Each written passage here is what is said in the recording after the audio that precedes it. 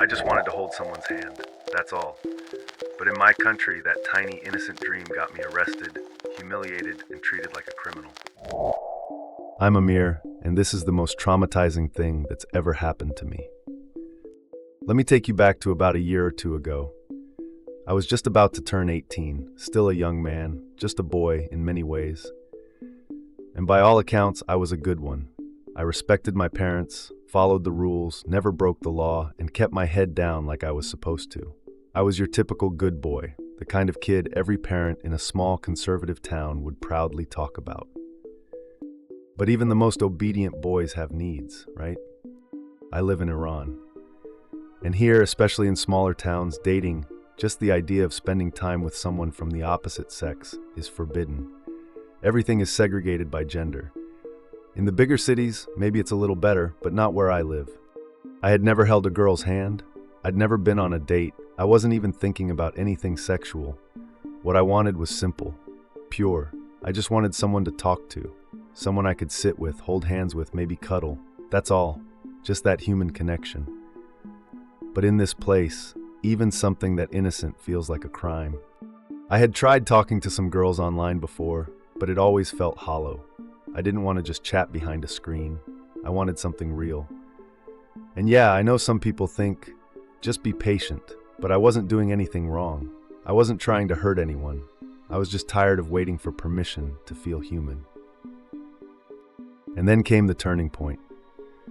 I found this podcast. Yeah, I know it sounds kind of cringe, but it was called Alpha Man. I hate the name too, but honestly, it was helpful. It had tips on how to talk to girls, how to respond when they test you, how to make conversation, how to build confidence. I started taking notes, pages and pages. I was determined to learn, not to seduce or manipulate anyone, just to finally talk to someone in real life. New Year was coming up, and I thought the park would be a good place to observe, maybe try to make some connections, or at least practice eye contact. So I packed up my notebook and the Alpha Man material and headed out. That day at the park was actually great. I met a few new people, made some small talk, soaked in the vibe of the crowd. It felt like finally I was taking a step toward the kind of life I wanted. And then I saw something that changed everything. There was a man harassing a young woman over her hijab. Not just scolding, he was getting aggressive. And something in me snapped. Maybe I was feeling brave, maybe foolish. But I stepped in, I said, "Hey man, I think it's not cool to ruin her night." I thought I was being a decent human being. Then everything unraveled. The girl looked at me and said something like, "That's none of your business." I was confused for a second, but before I could even process what she meant, I was surrounded. Cops. Plainclothes maybe, I don't know. I was getting shoved, yelled at, pulled around. I had never been in trouble before, never even talked to a police officer. And now I was being manhandled in public like a criminal. The girl walked away, just disappeared, and I was thrown into a cab with strangers pulling my stuff away from me. My heart was racing. I couldn't breathe. I was shaking. And instead of helping, they said, "What? Are you on drugs? Is that why you're passing out? You students take pills now to stay up and study. Are you high?" I was speechless. I was terrified. Then they found my notes. Page after page of everything I'd written from the podcast.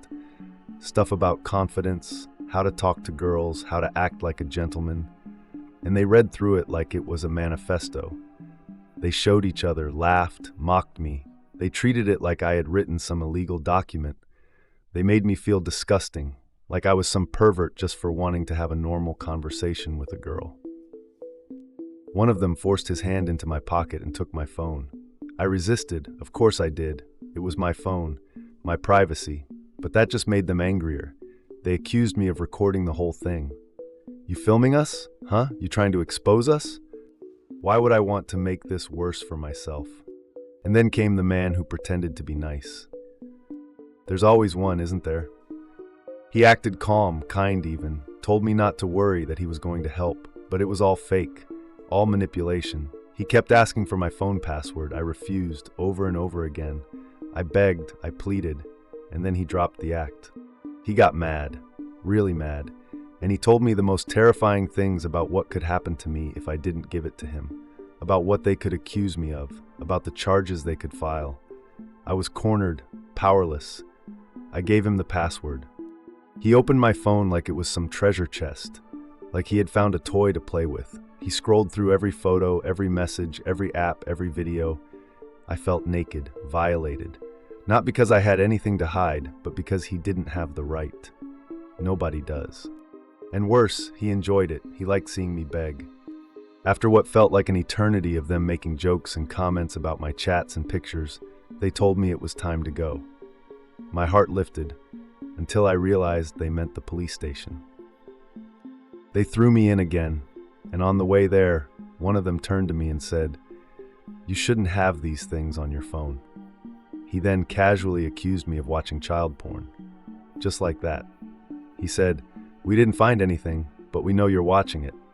He said that because of spam messages on my Telegram. You know the kind. Bot ads you didn't ask for. That's all they needed to accuse me of the worst thing imaginable. While they were gone, I sat there praying my phone's screen would lock before they could show my private life to their coworkers like some joke. They came back eventually. I asked to make a phone call. They said no. Instead, they handed me a piece of paper and told me to write down my password again. I said no. I begged. But we made a deal. If I wrote the password down, they'd let me make the call. Of course, it was a lie. He took my phone and walked away, saying he'd call my dad himself. When he came back, he told me to follow him to his office. There, he wrote out a warning and made me write an agreement saying I was sorry and that I'd never do it again. At least he had the decency to write it himself and spare me that pain. Then my dad walked in. The look on his face, I can't describe it. He didn't yell, he didn't cry, he was just silent, still, looking at me like I wasn't his son. The officer read the warning aloud like I was a criminal, and my father believed him. I could see it, the doubt, the pain.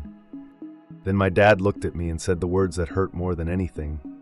"What did I do wrong for you to end up here?" I had already been humiliated, already terrified, but that broke me. The officer told me to leave the room so he could talk to my father alone. He promised to give me my phone back, but of course he didn't. He told me to come back the next day. We left. My dad said nothing on the ride home, nothing at all. I had lost my bike keys when they grabbed me, so after we got home, I took the spare and went back out to find it. My dad didn't say a word, just drove away. That night, I didn't sleep. I couldn't. I didn't know what to be sad about first. My dad's disappointment, the arrest, that man who violated my privacy for fun. And the next day, my phone still wasn't ready. They said they had to copy everything for court. I didn't get it back for 3 more days. 3 days of hell. When I finally got it, I checked the settings. My IMEI was being tracked. I got a new SIM card immediately. Eventually, I told my dad everything. He listened, and he understood. He told me all humans have needs. If you didn't feel that way, you wouldn't be human. That meant everything to me. My mom told me they had tried to show my dad everything in my phone, and he refused. Even after everything, he didn't want to see that part of me. He didn't want to violate my privacy, even if others had. I'll never forget what those men did to me. I haven't talked to a single girl since that day. Not because I'm not interested anymore, but because I'm scared. I feel like I'm walking on a minefield in my own skin. So if you're watching this and live somewhere that lets you talk freely, love freely, live freely, be grateful. Be so grateful. People like me get dragged to police stations for trying to be human. Do you think I deserved this? What would you have done in my place? Does this make sense to you? If this story moved you or opened your eyes, please leave a comment, hit like, and share it with someone who might need to hear it. Thanks for listening.